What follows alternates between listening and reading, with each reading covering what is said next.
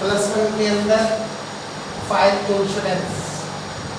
Fire insurance एक ऐसा contract है जो कि दो व्यक्तियों के बीच में, एक इंश्योरर और एक इंश्योर्ड पर्सन के बीच में, इंश्योरर जो होता है वो एक निश्चित प्रीमियम लेकर इंश्योर्ड पर्सन को आग लगने पर होने वाले नुकसान की पूर्ति का प्रॉमिस करता है। ये कॉन्ट्रैक्ट 1938 एक्ट के तहत हमारा बनाया गया फायर इंश्योरेंस। इसमें दोनों लोगों के बीच में, बीमा करवाने वाला और बीमा करने वाले के बीच में एक रिटन कॉन्ट्रैक्ट होता है।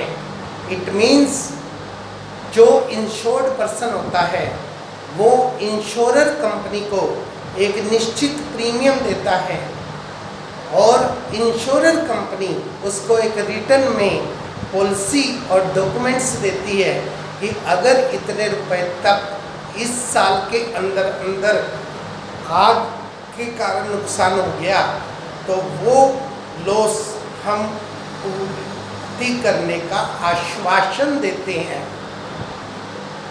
It's not compulsory, it is only the insurance, not assurance. ये दोनों अलग अलग वर्ड हैं। आगे हमारा ये इसके अंदर आया भी है, use the word insurance not assurance, यानी कि जो आपका लॉस होगा उसकी हम पूर्ति करने का पूर्ण आश्वासन नहीं देंगे, परंतु लाइफ इंश्योरेंस के अंदर एश्योरेंस होता है कि आपने 5 लाख रुपए का बीमा करवा लिया तो उस व्यक्ति की अगर डेथ हो जाती है तो उसके परिवार वालों को 5 लाख कंपलसरी मिलेंगे। इसमें उसने फायर इंश्योरेंस 5 लाख का करवाया है तो देखा जाता है कि जब लॉस हुआ वो लॉस कितना हुआ, तो एक्चुअल में लॉस कितना है और बीमा कितने का करवाया गया है, तो दोनों में से जो राशि कम होती है वो मिलती है। वो भी तब मिलती है जब आग को किसी भी व्यक्ति के द्वारा जिसने बीमा करवा रखा है उसने खुद ना लगाई हो। अगर ये बात प्रूव हो जाती है तो आपको कोई क्लेम नहीं मिलेगा। दो पार्टीज, एक बीमा करना वाला और एक बीमा करवाने वाली, दोनों पार्टीज का होना कंपलसरी है। बिना दो पार्टी के हुए कोई भी कॉन्ट्रैक्ट पॉसिबल नहीं होता। Repayment of the some is not necessary. अब एक व्यक्ति ने 5 लाख रुपए का इंश्योरेंस करवाया, फायर इंश्योरेंस, और उसका एक्चुअल में लॉस हुआ 3 लाख, तो इंश्योरेंस कंपनी खाली 3 लाख रुपए देगी। अगर उसका एक्चुअल में लॉस 8 लाख रुपए है और बीमा करवा रखा है 5 लाख का, तो केवल 5 लाख रुपए मिलेगा। इसका मतलब इसके अंदर जो आपका प्रिंसिपल एप्लीकेबल होता है वो होता है प्रिंसिपल ऑफ इंडेमनिटी।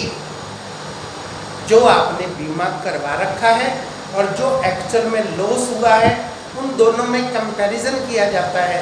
दोनों में से जो राशि कम होती है वो आपको इंश्योरेंस कंपनी क्लेम देती है। Period insurance. पीरियड इंश्योरेंस का मतलब है कि इस कॉन्ट्रैक्ट के अंदर आप ज़्यादा से ज़्यादा 1 साल की पॉलिसी खरीद सकते हैं। अब जैसे मिस्टर बी ने ए कंपनी से 2020 के लिए फायर इंश्योरेंस करवाया और प्रीमियम दे दिया, तो 2020 में अगर आग के कारण लॉस होता है तो क्लेम मिलेगा, और अगर 2020 में आग के कारण लॉस नहीं होता है तो कोई क्लेम नहीं मिलेगा और ना ही उसके द्वारा दिए दिए गए प्रीमियम की पेमेंट होगी, रिफंड, वो उसका खर्चे के रूप में फिनिश कर दिया जाएगा। फिर 2021 में दोबारा से वो पॉलिसी को रिन्यू करवाएगा तो पेमेंट मिलेगी लॉस की, अदरवाइज नहीं मिलेगी। इस बात को विशेष ध्यान रखना चाहिए। इसके बाद हमारा अगला होता है सरेंडर वैल्यू। सरेंडर वैल्यू का जो प्रिंसिपल है वो केवल और केवल लाइफ इंश्योरेंस में एप्लीकेबल होता है।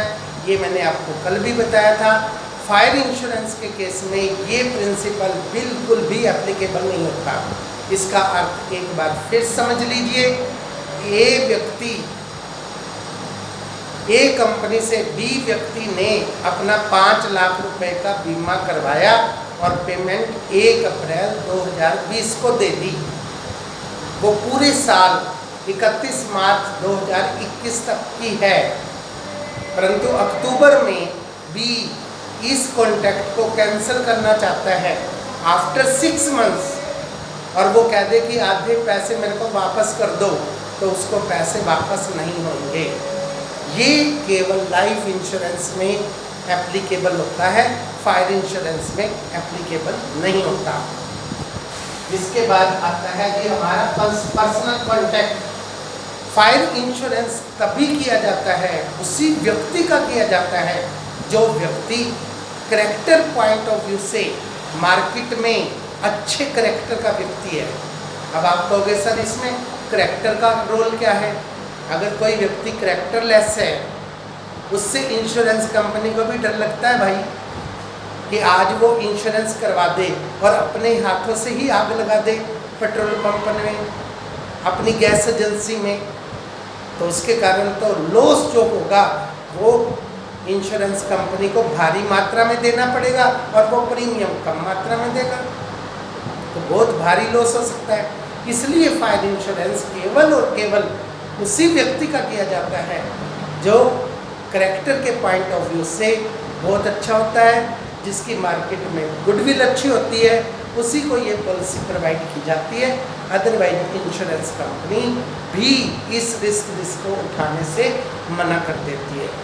तो करैक्टर का हर एक व्यक्ति की लाइफ में बहुत बड़ा रोल होता है।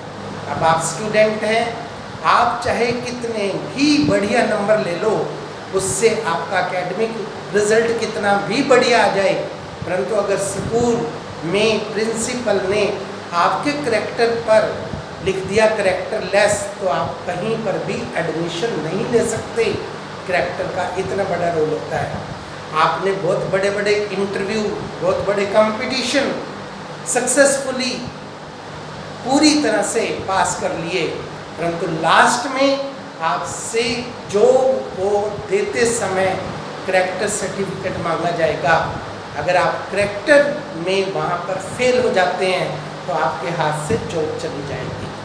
तो करैक्टर सबसे बड़ी एसेट है एक व्यक्ति की, इसलिए हमेशा अपने करैक्टर को बनाकर रखना चाहिए। That's all.